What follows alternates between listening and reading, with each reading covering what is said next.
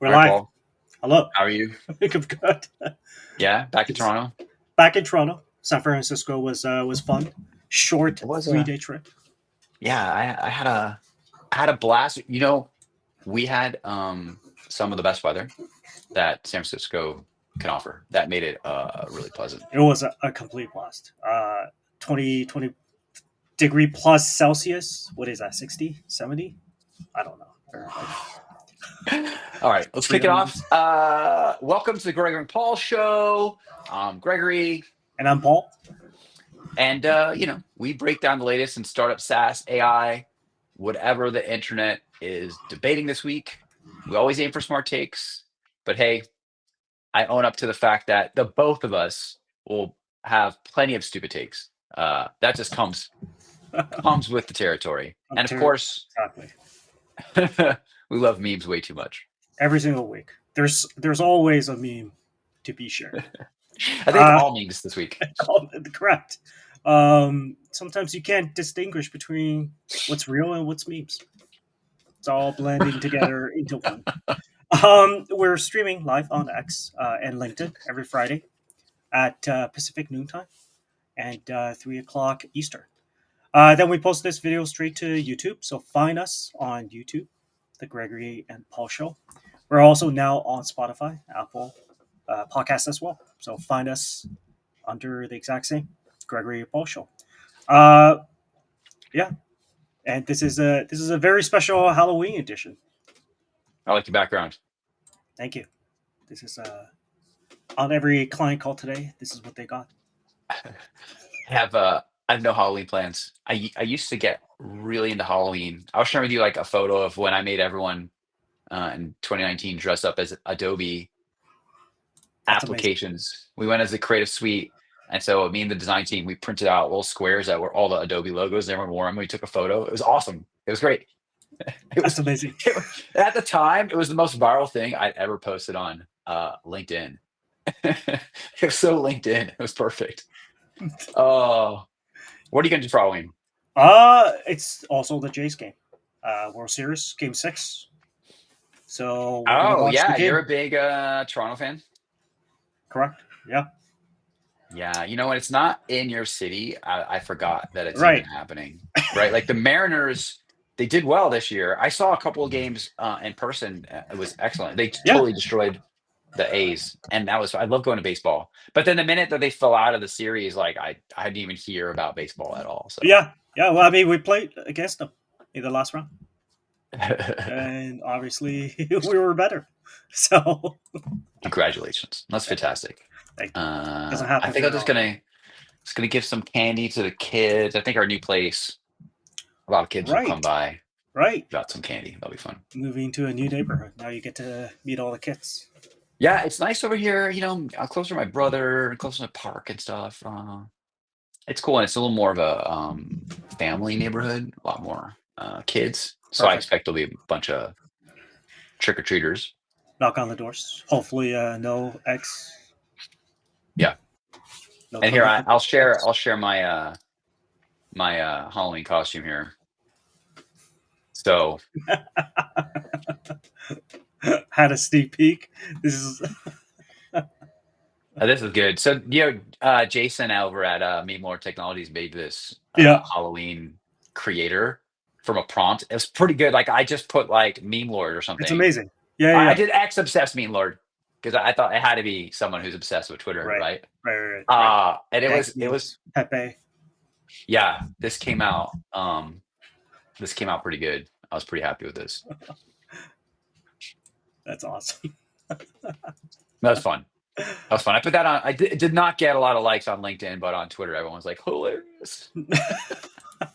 Like this, almost. Like they're catching on. Maybe memes will become a thing.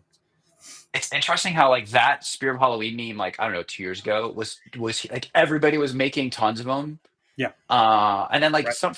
for some reason, like once something like gets all that momentum as a meme, and that's like dead to the world.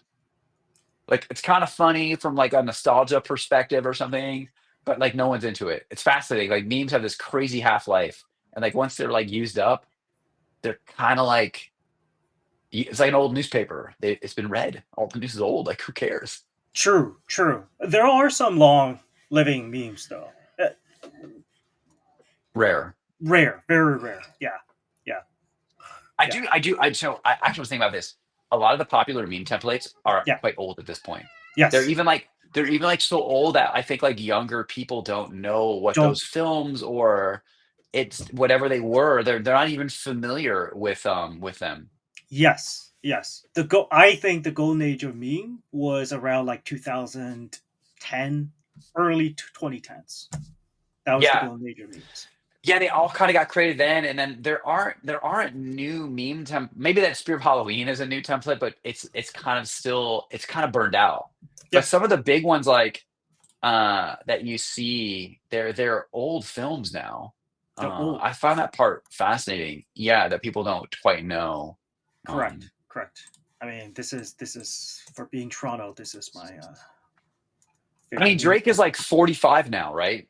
Correct, correct. But I Right. guess this meme is still pretty universally understood. Like, who even knows that that's Hotline Bling? Like, no one, like, young And people have no idea. They don't care. It's not cool to them. you're talking about like the tweens, people that's like teenagers. Yeah, they Yeah, don't they don't know who the fuck if it you're is. under 30, you wouldn't even really I mean, you wouldn't have remembered when this came out. No, of course not. Of course not. Yeah, yeah, yeah. All right. Should we jump into our first thing here? Let's do it. So, okay, so I want to kick off with the Amazon layoffs, the AI layoffs. So, there's a lot of stuff out there, and maybe we'll play a little bit of this clip. But this guy he's obviously an ex-Amazonian, Right. definitely doesn't work there anymore. He had some really interesting stuff to say about what's driving this. Let's give it a shot. Do you want to? Can you hear Can we? this? No, that this time doesn't work. Okay. Well, I'll just explain then. Yeah. He he posted this like it was interesting. I got to describe the tone how he speaks.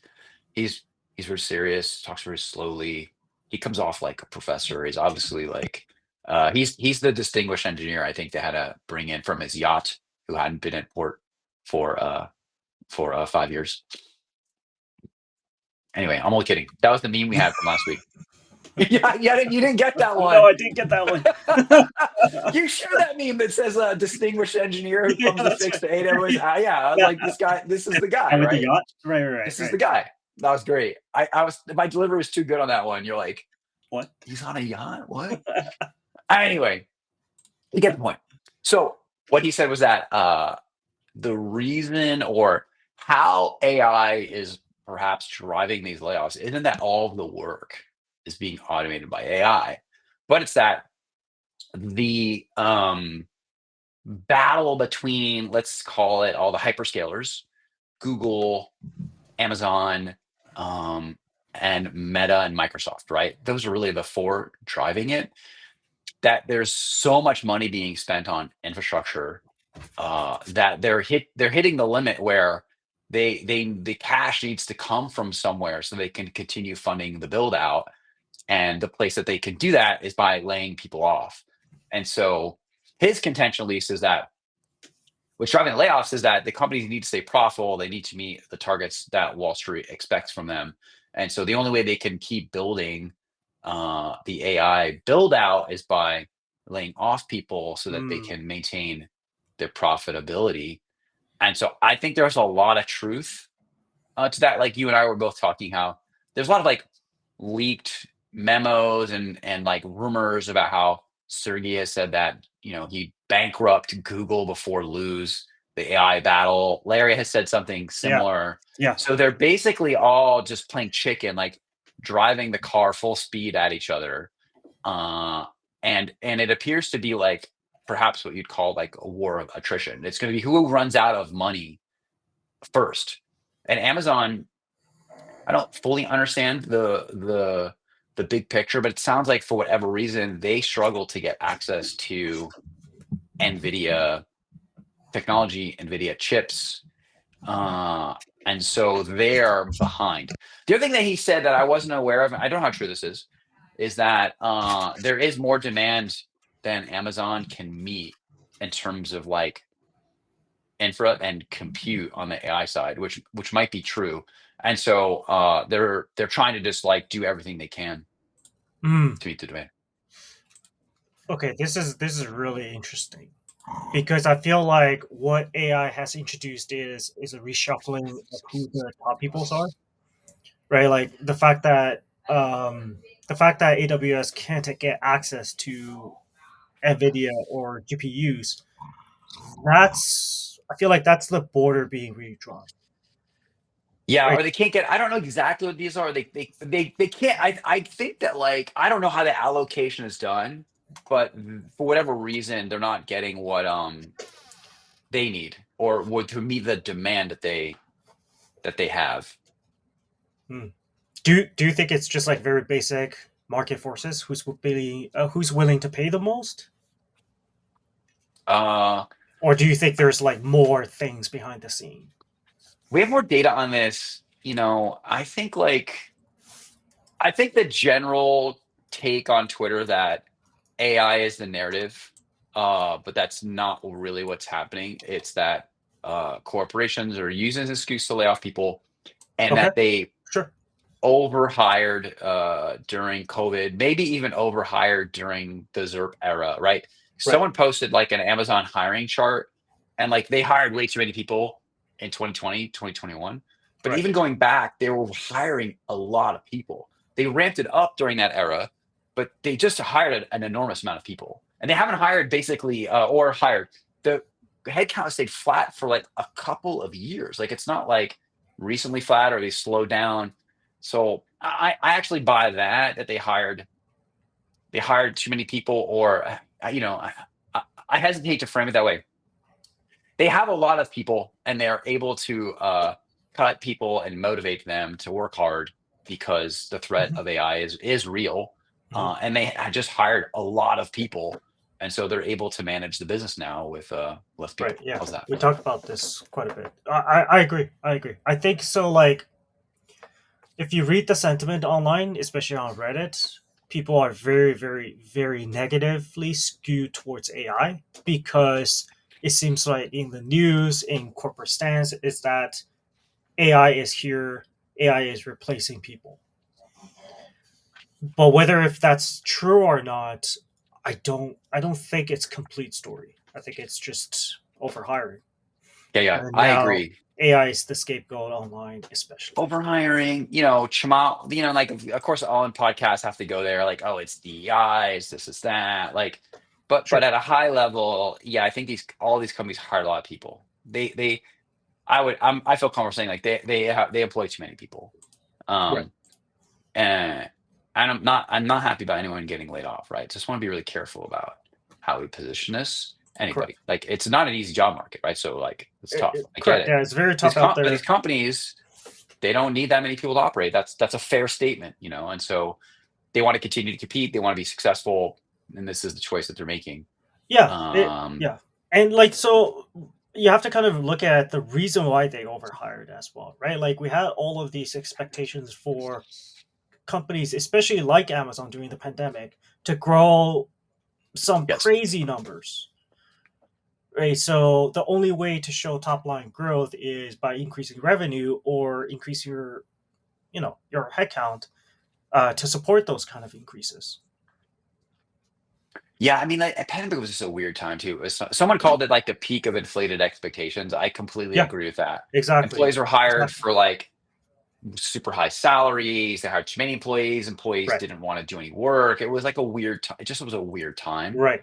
People thought Uh, that like the elevated e-commerce activity would just stay would could just after continue. Yeah. will continue. Another thing that I think is important, I can't prove this, but like I think that COVID, and what I would call the COVID bubble, which was like exacerbated by like fiscal stimulus, meaning like Congress and the presidency, like all For the sure. like local divisions, they just pumped all this free money in the economy at an enormous rate. And I was totally against it at the time. I'm still against it. I think it was absolutely the wrong thing to do Right. because what it did was that it massively increased inflation. I know people like free stuff, but if you give people free money, enough of it, the value of that money goes down. And I think that's exactly, and on top of that, the Federal Reserve Bank had like 0% rates, plus they were doing all kinds of um, complex stuff on the back end to like reduce rates even further, which Mhm. made this incredible housing boom and inflated the price of housing. I think all that stuff was just horrendous. Like if you look at the numbers, it's not like they spent some money. It's like they doubled the total supply of dollars in the world. Like Yeah, insane. Like it's not like a little thing. Like, and I think that even now, the distortion that created economically is still being felt today. And I think these layoffs are probably something that should have happened a few years ago, yeah, but it's it's just all been happening. postponed and delayed and distorted. It's just created this really bizarre world. And I think that's why like a lot of like economic indicators aren't working properly anymore, and forecasters have no idea what they're talking about because it's just distorted everything. Like after COVID ended and rates went up, everybody was predicting recession, right? It was like a 99% chance, and it never happened Never, because like right. it's just completely distorted, right? So that's another thing I think that's in the mix here is like not only did they overhire, but the layoffs that probably should have happened never happened. And so it's all happening just like in the different times, and like it's just really difficult to understand. Yeah. Anyway, what I wanted to share like in as part of this is this data here, and I found the full report. So last week we put up a tweet that Chamath, uh, uh, the dictator of Olin, posted, and it came from this report. And I found the full report that details a lot of really interesting data about what's happening with AI website traffic. So this is from SimilarWeb, who measures websites, and they have data on website traffic. You can debate the validity of it, how accurate it is. Like that's a different nerdy discussion I don't want to have today. Let's assume that for the most part it's directional and it's correct. There's all kinds of charts in here showing that like um, certain aspects of the AI ecosystem are in decline or are churning, Mm, right? So right. this is like what we were talking Wow. about earlier, that like, is AI taking jobs away? Like what's going on? It gets really hard to say at a high level, but you do see that like um, there is a lot of like decline starting to happen in certain Yeah, categories in terms of like that's very traffic. interesting. Everybody rushed Right, so into this is legal. generative AI sites by every category, right? So the total Right. use is going up, but you see something like legal, just 70%. Like maybe these legal tools don't work. Like I would be wary to use a generative AI legal tool. Yep. Yep. Here's Yep. some other interesting stuff. I think we shared this one, but it shows like, DeepSeek had this big run up and then just like no one's using DeepSeek, but then it kind of came back. Interesting to just see the volatility here. And we talked about this too, like Google clearly is like gaining market share relative to Yeah. OpenAI, right? Relative to correct. Was there OpenAI some was other the interesting thing here? early mover in this space. I mean, look at this one. Like most of these design and imaging sites are seeing like huge traffic declines. Right. Right. So I don't know. What are your thoughts? I've talked a lot. It's interesting. The thing that jumped out at me is AI for legal tech has completely dropped off, and coding is still the most used uh, generation, Yeah, let's go to that page. which kind of makes sense to me. Here is character. Where is it? There's a I think right. it's This is writing and content, right? So these have all fallen off. Like everyone's yeah, figured out, like, yeah, yeah. hire your content team back.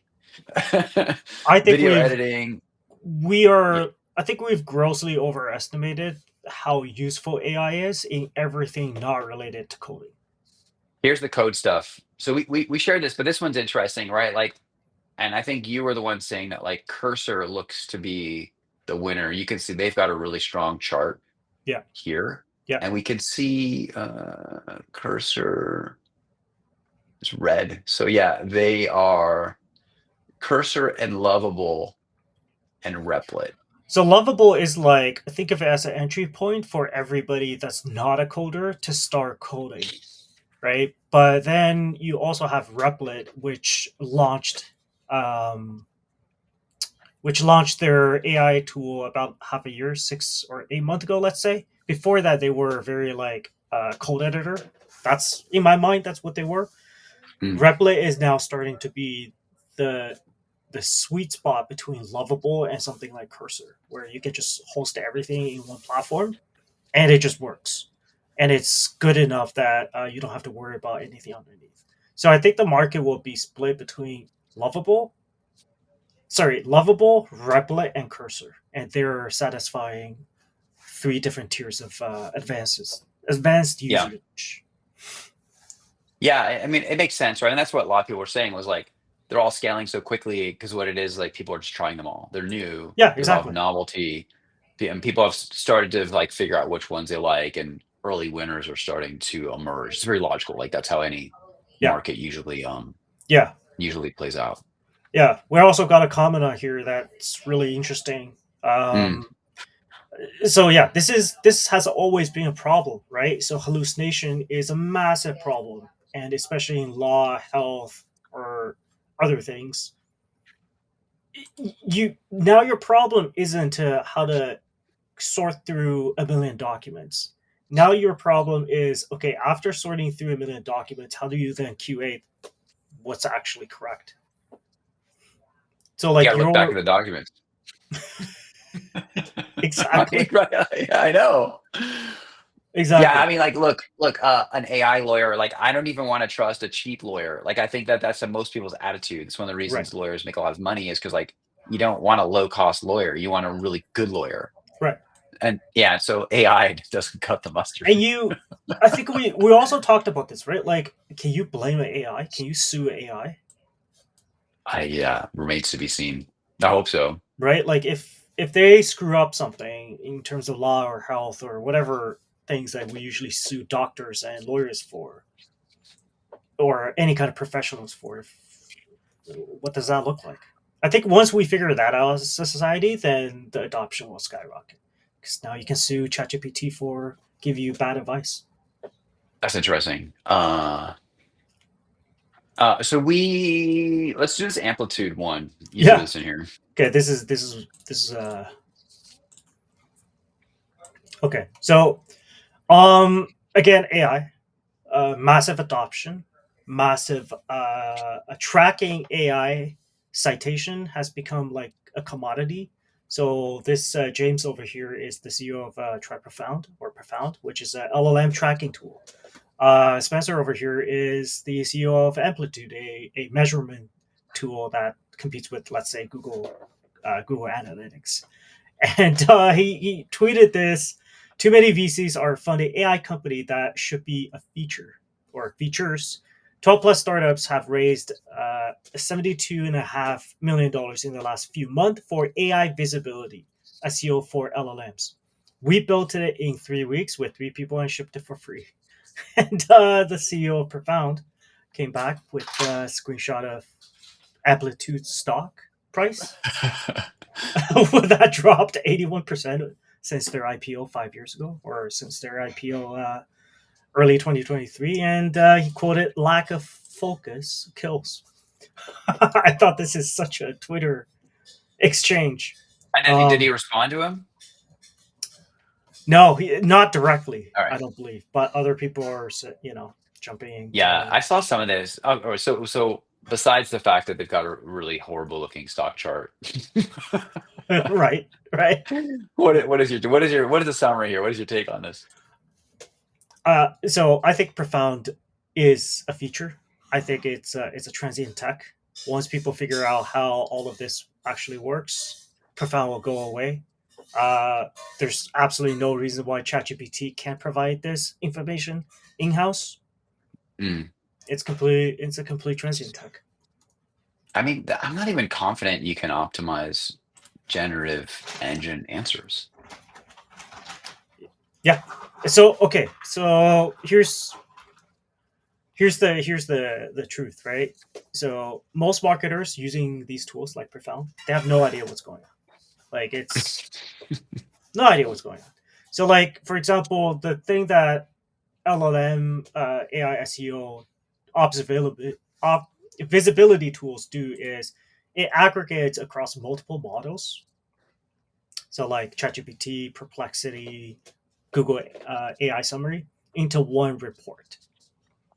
But like what Perplexity does versus what ChatGPT does is completely different. And marketers looking at this under one tracking tool, and they're not digging underneath the report to actually separate the different LLMs and the channels.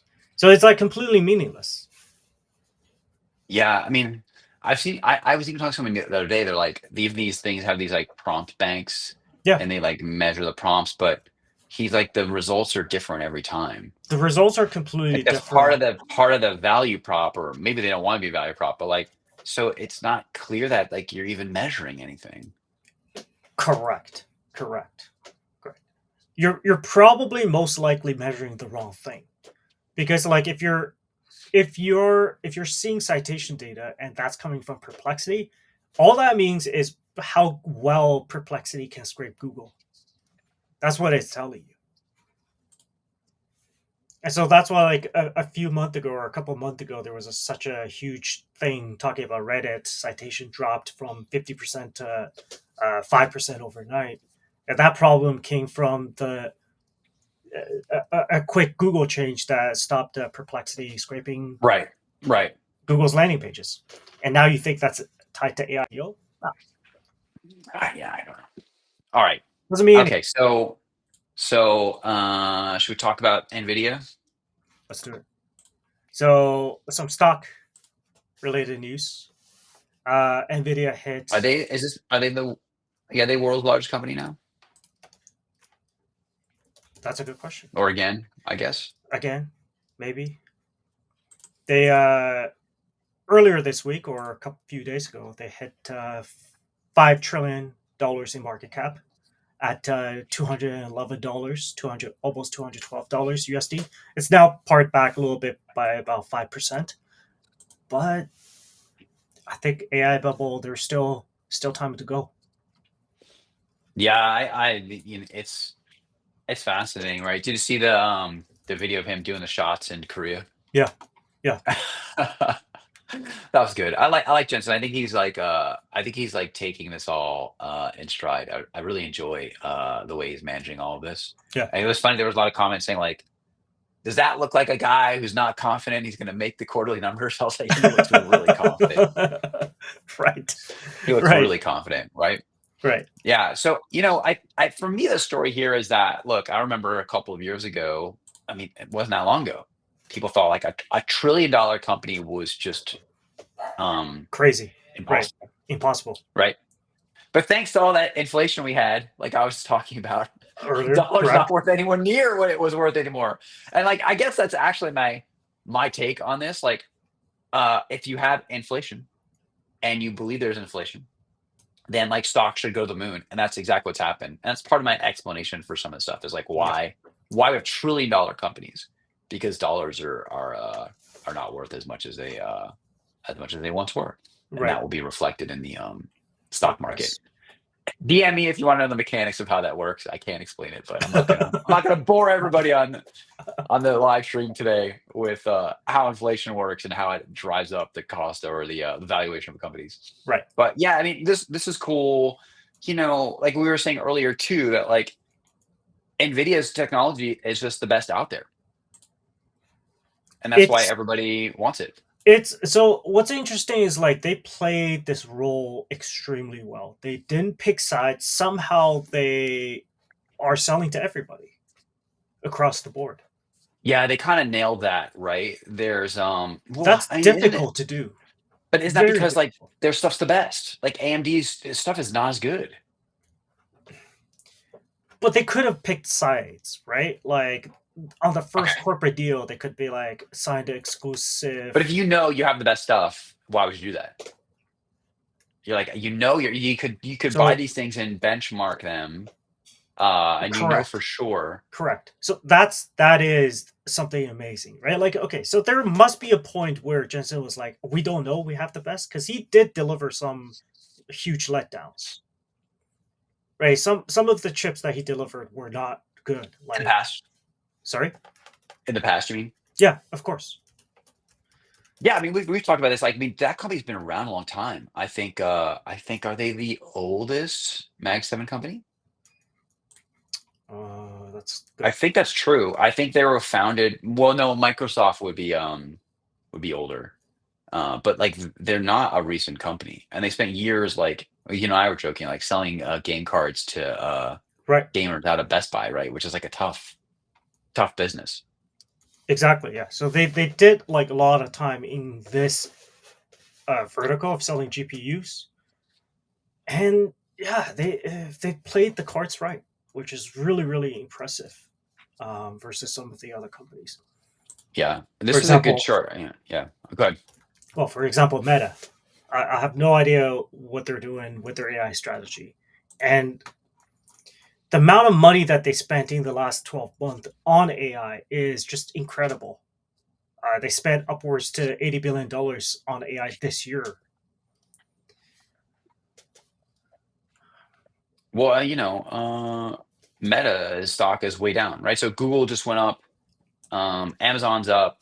I expected Nvidia to do well during this like earnings season, but Meta did not do well, right? And I think Yeah, the market sees exactly what you're saying. Is like the business is going well, they're very profitable, they're making a lot of money. They always have. They run a fantastic business, right? yeah, But it's unclear what their AI strategy is and why are they spending all this money on it. They don't have like a B2B business where they sell infrastructure, where they sell compute. Like they don't have a competitor to Amazon Web Services or to like Oracle Cloud or something. right, right. So what are they doing, right? They acquire the scale thing, which it's kind of fun. Like I think it's kind of cool, but I don't totally get it. Like, what is the point of that? Then they make these ridiculous offers, like NBA level packages to AI developers. Did one of the guy even leave or something? Like, Yeah, just it's lots of high payment packages right. that So they do people. that. So they buy scale for a retarded number. They buy out these engineers, and then they announce, oh, 600 people being laid off in the AI division. Like like my head spinning trying to figure out It makes no sense. what. Yeah, and like I know these Wall Street guys, they know way less than what we know about high tech business, right? So they're looking at this going like, they're like, what are you doing, dude? Like, they're gonna sell the stock. So yeah, it just doesn't make sense. Like they've obviously got the capital, Do, but it's not do clear do that you they've got the strategy. so question, right? Like, do you think, I don't even know if it's possible because Zuckerberg is the dictator um, of Meta. Do you think that if this goes sideways, and it seems like it is, he will just step back as a CEO? There Nah, has been not a rumors in chance. the past, Not a right? chance. I So well, so okay. you do think What I he's see is secure like for life? they made this big bet on the metaverse, and similar thing happened. Like they just spent all this money, and I think Wall Street kind of went like looked at it and said like, Right, you can have like you can have side projects, you can have R&D, but you right, can't burn this type of money on something and not be able to tell us like why you think this is going to be a great business. They did right. get that completely garbage report from a consultancy that said the metaverse was going to be worth like $1 trillion or something, Yeah, which I'm glad people keep joking about because that was just absurd. And I right, think the same thing's happening now where they're burning all of this money on it. Wall Street's looking at this going like, what is the point of that? We're not confident or we don't have clarity on where it's going. right, right. But I So mean, he's they're the largest shareholder in Facebook. I don't see anything that would change that for a long largest time. shareholder, different class structure, voting, voting structure. So you don't think there is anywhere in the world where he just stepped back and let somebody else take it over? This is such a good question. So let's look at like the history of like founder CEOs who've led Mag 7 type companies. So Yeah, like Bill Gates led Microsoft for a long time. yeah, And then eventually stepped aside when they were in a lot of hot water yeah. with US Correct. government, The right? the government, correct. And so that seems to always be the catalyst where founder CEO either they don't want to or how whatever those conversations that happen, that seems to be the only thing that can like really um motivate them to like get a different CEO. So same thing happened with Google until they really started to get deep into these antitrust lawsuits and had to do a lot of lobbying and just Right. spending a lot of time Right. talking in front of the Senate.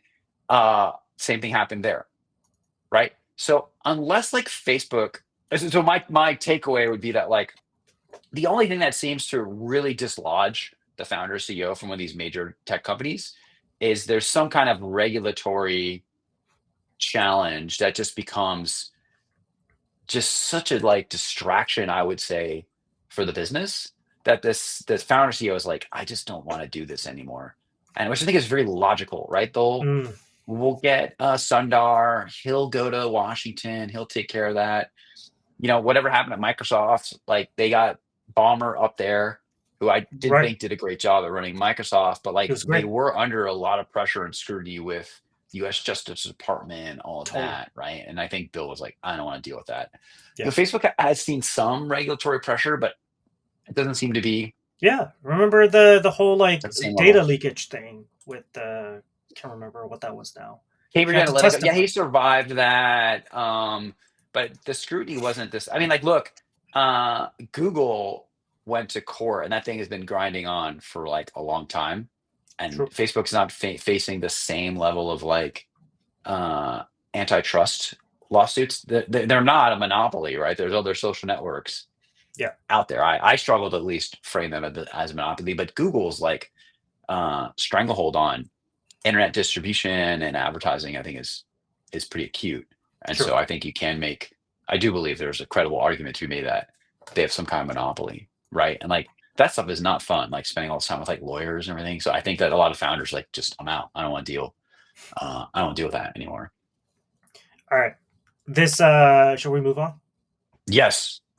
What's to next? Oh my what God. Toby said about AI note takers? This is the update, right? This is the clarification. Right.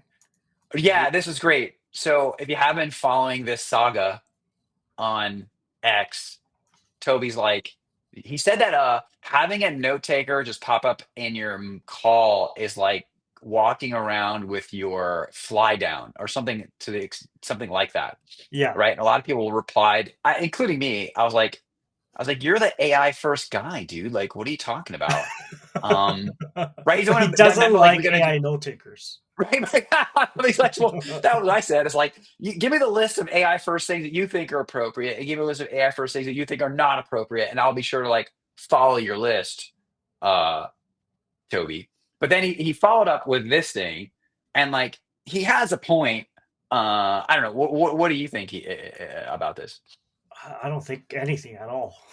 What this guy says. I mean, like, Come on, it's great. you're in Toronto. Don't you see him for coffee or whatever? Do I see him for coffee? No, I don't think he lives in Toronto. He lives in Ottawa. Oh, he lives in Ottawa. Yeah, He's one of I the have no idea where weird Ottawa is. billionaires that lives in our capital. Okay. But I think his point is well taken because I have had this happen to me where I show up to a meeting and it's like 10 note takers and there's no people. Right. So I do get that.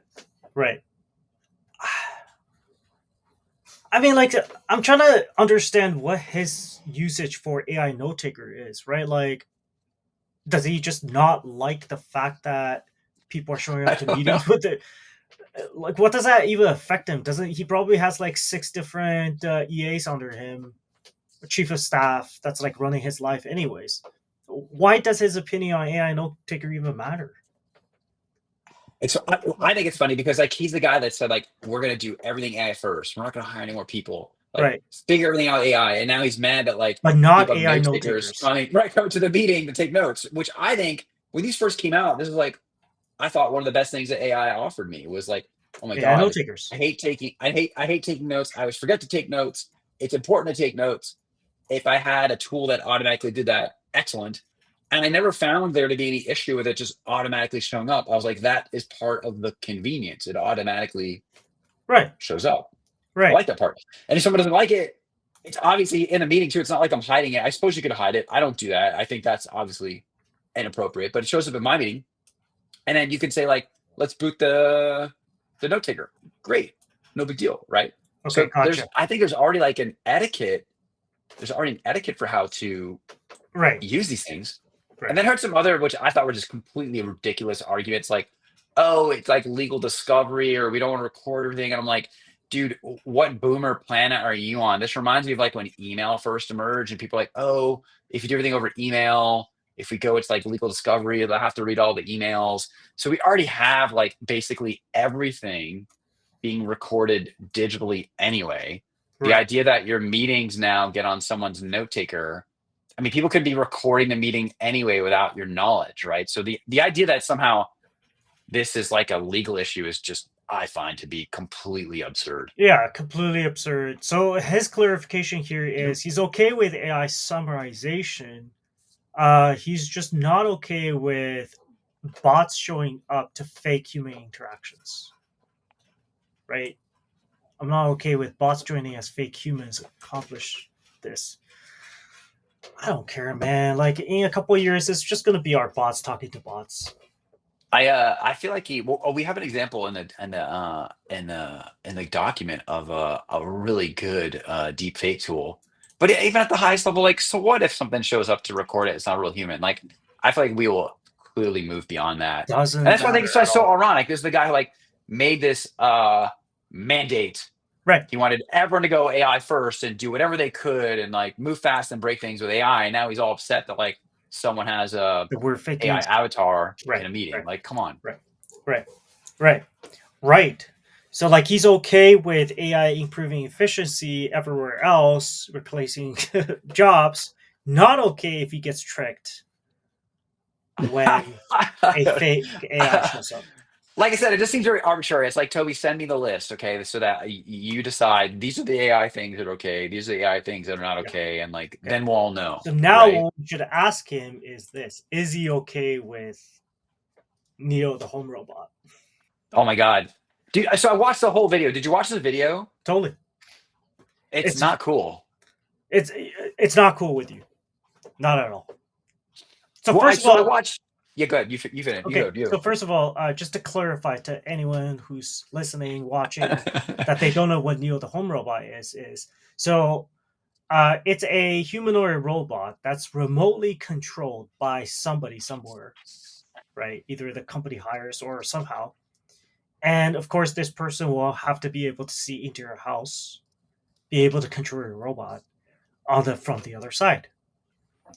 And this is kind of like this company came out with the robot. It's $500 a month or $20,000. The pre-order is ready to buy today.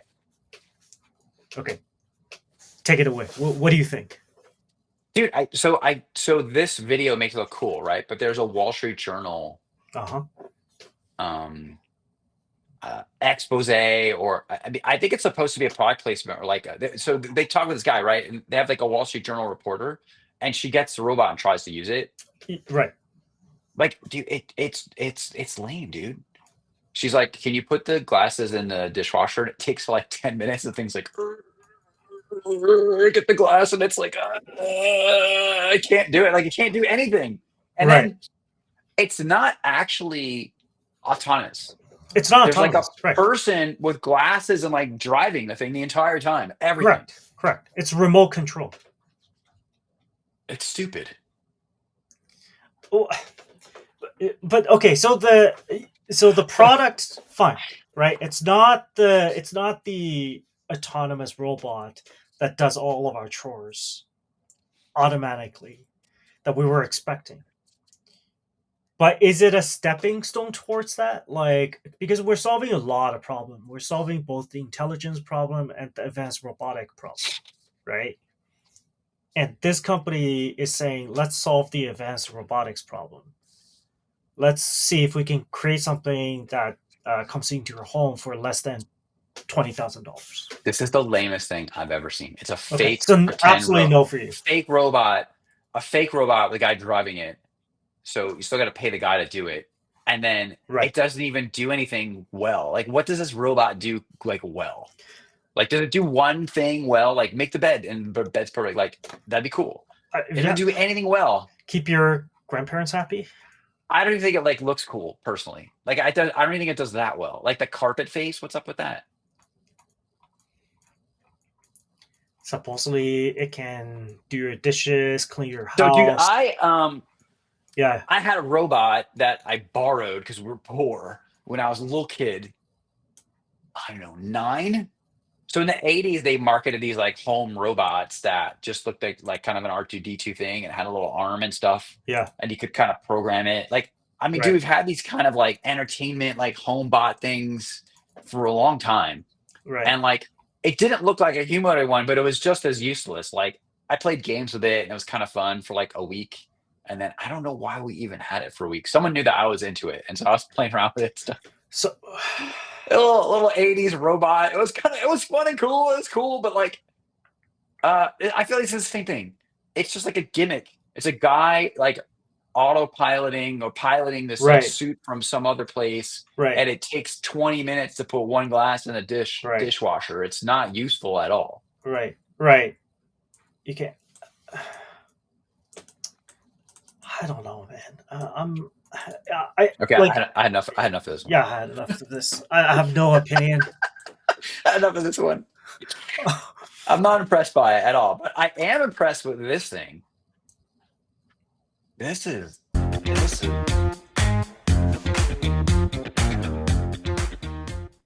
You see this demo? 大家晚上好啊！今天发现了一种方法，很奇妙，可以快速的改变你的 Like, dude, it's completely indistinguishable from real life. 样貌。 We're there. 比如说这样， We just crossed the uncanny valley. 然后去做直播。 Like, is it only me, but is it creepy that he's doing a girl? Like, look at the guy in the corner. No, of course. This is Is this his crypto influencer or something? we just have to accept that this is real now. I think. Yeah, I mean, the whoever reposted this, we're screwed. It becomes indistinguishable from reality. Ali's 2.2 lets you stream without showing your face. It maps your voice and motion onto another face. Yeah. This is the Chinese. So it's released by Alibaba called 2.2. Real time replacement of your face with. What do you think? AI. What do you think? What do you think Toby would think of this? Do you like this? Maybe this is what he's complaining about. Like, if he had posted this and been like, "Dude, this is not cool, man. Like, I can't believe you came to the meeting as a girl." Oh my god, I should have showed up today with this thing. Like, hey, Right. For Halloween, it would have been great. Yeah. Oh my god.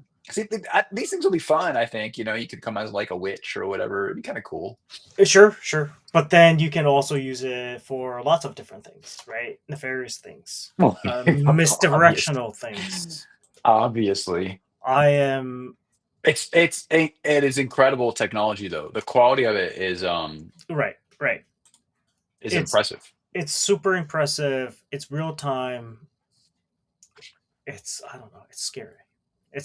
Which also kind of goes back to you've been saying this for a while now. Is there will be a huge industry of recognizing AI content.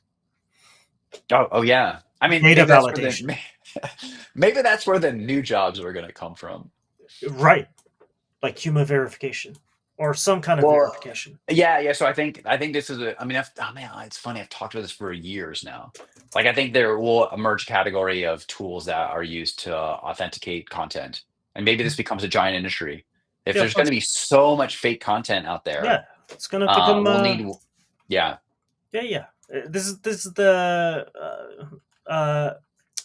theme of our storyline of Blade Runner. Yeah, you'll need a way to authenticate stuff. I think there'll be. I can see it being an enormous industry where there's lots of levels to it. Like, is this an official government communication like that needs a very high degree of certainty?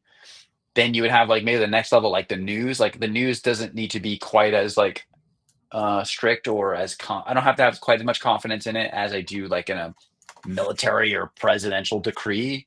Right.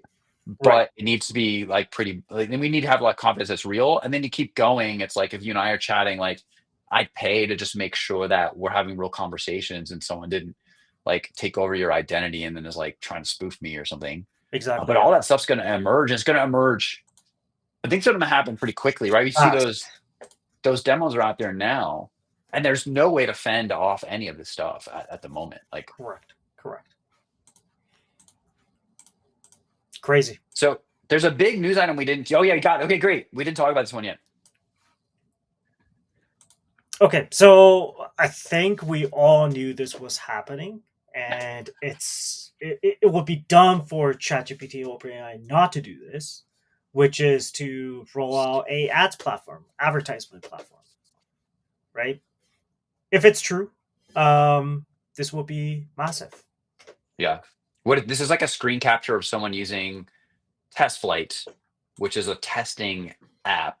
Yeah, So so you test can flight, get a beta version of a mobile app, correct. and their test. If this is real, someone could have mocked it up.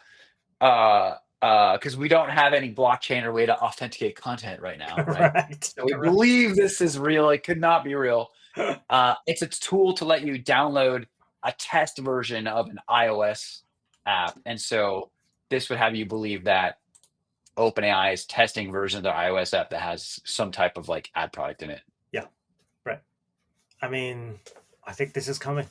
I think So what do we know? We know Perplexity tested ads and actually killed the whole program. Not sure what happened there. They won't say.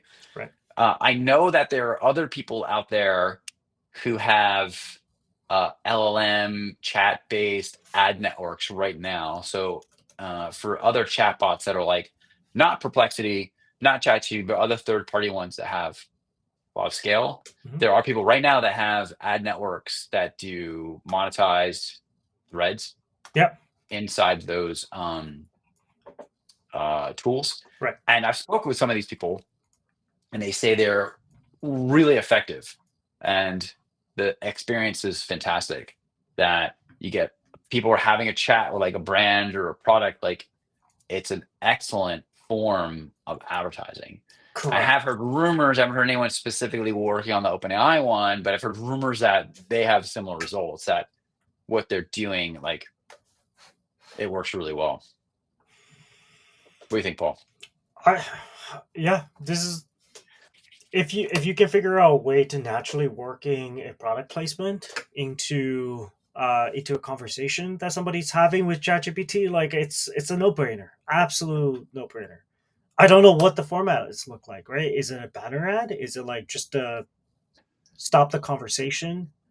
Well, I should find one. So they're out. So they are out there. So you could look at like what other people are doing. And so my guess is that OpenAI's stuff would be similar. So what I heard was that somehow when you do the search, there's either an option or it gets flagged that you're now in a monetized uh, thread, let's call it. Right. So the way that those work, those threads. And so I would assume it's like you do a search for like, I would like to get recommended some sneakers or some shoes. You do something that obviously they can detect as being a possible fit for advertisers, and Right. then they throw you into a monetized thread, and you could like click out of it. There's some way to get out of it too, is my understanding. That you go into it, but like you go into it, and then you start having a conversation with the brand or the product, or whatever. Which, like, I actually think is great experience from It's a like a great consumer experience. perspective. Yeah, so you're chatting with it, and you could tell what you want. You have it in this size, this and that, and then the advertisers get all that information to use to optimize the advertising. I know most people are like, I would say perhaps overly paranoid about data collection when it comes to Right. marketing and advertising, but I tend to be someone obviously on the other side. And like I would always argue that like having that data allows people to do a much better job with that stuff. So it's a lot less irritating and annoying, which I do know people appreciate, even though they might say they don't. Right. Yeah, let's see. I have no opinion because I don't know how annoying the advertisement would be. So here, I think this all ties really well into this. OpenAI lays groundwork for Juggernaut IPO at a $1 trillion valuation. Right. It's a lot of numbers, a lot of dollars. That's a lot of zeros. So the real question here is: do you think ChatGPT or OpenAI is what Yahoo of AI? That's always been AOL? kind of that's always been my take, is like, I don't know if I say AOL, maybe. I think they're like the Yahoo, and I mean that in actually very complimentary. like Yahoo was a really successful company. Yeah. Made a lot of True. money. I really admired them. They were very early and had a great run. I think they kind of lost their way. They made a few missteps here and there. It's very famous that they like turned down Facebook. They could have bought Facebook, and they only want to pay 800, and Facebook wanted $1 billion. They didn't do it. So there's a few things that happened that along the way were difficult for them, and they kind of faded. But they're an excellent company. So if OpenAI is the Yahoo of this era, like that's an excellent, it's very complimentary in terms of like what I think of their business. Interesting. I think they're Yahoo because I think they're really early, and I think that like something else, the technology will evolve, and they're also doing a kind of one-stop shop type of approach where Yahoo wanted to be the internet for everyone. It turned out that there were like lots of different people with lots of different ideas about what they wanted out of the internet, and the what internet the was much internet will look bigger. like. Right. Yeah, and so I guess that's why I think OpenAI is the Yahoo of the internet. That they're trying to just provide a one-size-fits-all Solution. approach and solution for advertising, or for artificial intelligence. Yes. Right. So they will be around for the next 10 years, and then AI is going to fragment, and they're going to lose relevance. That's basically what. That's what I think. I think that they're like, for the like average person, they're still like relatively new, right? There's only 40 million paid users, so I think for the average person, this will catch on. This will grow. They still have the largest market share in AI. Right. Google's catching up. Right. But at some point, I think it'll fragment. 100%. There'll be a lot of different solutions out there. 100%. When there's like 1 billion people using AI, maybe a couple billion people, right? It's gonna completely fragment. That's just how technology always works. The first like 100 million, maybe the entire US, you have a monopoly, and then it's gonna go global, and suddenly you're not gonna be. Yeah. All right. Should we end on a few memes here? Let's do it. Should we do this TikTok one of the the snow guy? We should. I think this is fair game. I don't like to tear. I don't want to be too negative or mean to people, but like, dude, this guy, he says in the video he's the CRO of Snow, and then he reveals a bunch of like confidential information to a TikToker on the street. Like, do not recommend this. I do not recommend this. I was very surprised. Yeah, quoted a 2027 revenue guide on a TikTok video. Do you know who this TikToker is? I don't know. Yeah, he goes around and just like asks rich people questions. It's cool. Because it's funny in the video, the guy totally knows who he is. Right. And he's like excited to talk to him and stuff. Right. So this is easy. Like, you don't want to be internet infamous for revealing confidential information, or perhaps even maybe violating securities law if you are the executive of $1 billion public company. Totally. This is actionable intel. Yeah, this is actionable intel. I got a couple other good ones. The meme section today is going to be this is good. This is one of my favorites. I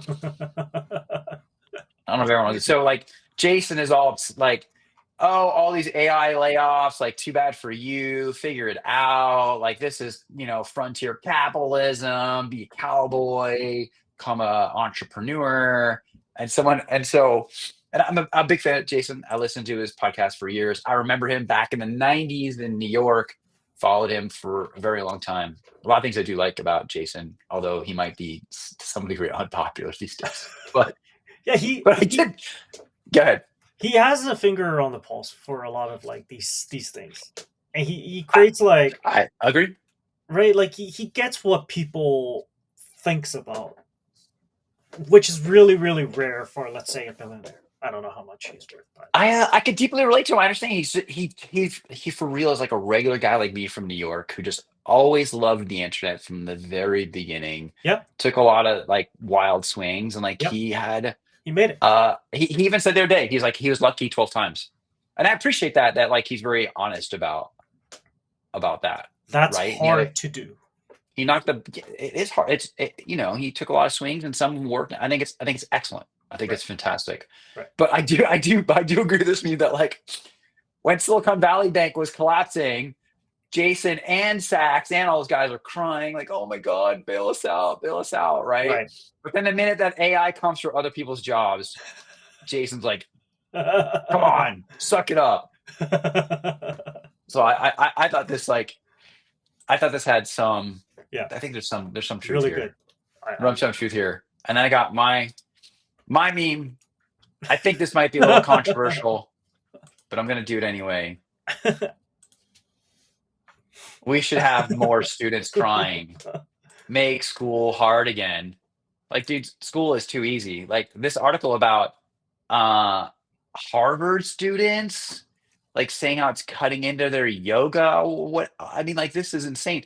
Dude, you're the one who told me that like you had PTSD from school. It was so hard. It's true. School should be hard. School should be hard. School should fail half of your class. I think it should be difficult. Like school should not be easy, and students should not be complaining that they're making it too hard for them. Like it should be difficult. Right. And so I don't know if you know what this sweatshirt is. Do you know what this is? No, explain. It's the one that Gary Tan was wearing that says we should have more billionaires, and it's like the pro free market, pro capitalism campaign that some people are doing. So I turned it with ChatGPT into the like we should have more students crying. My pro challenging education campaign. Oh my God, that's hilarious. I feel like every single generation, like I do feel, but isn't this the whole point? Is just make the next generation do less work? You know, like maybe they should get to enjoy life during school and not do any work and still be successful. You know, maybe that's the whole point of technology. No.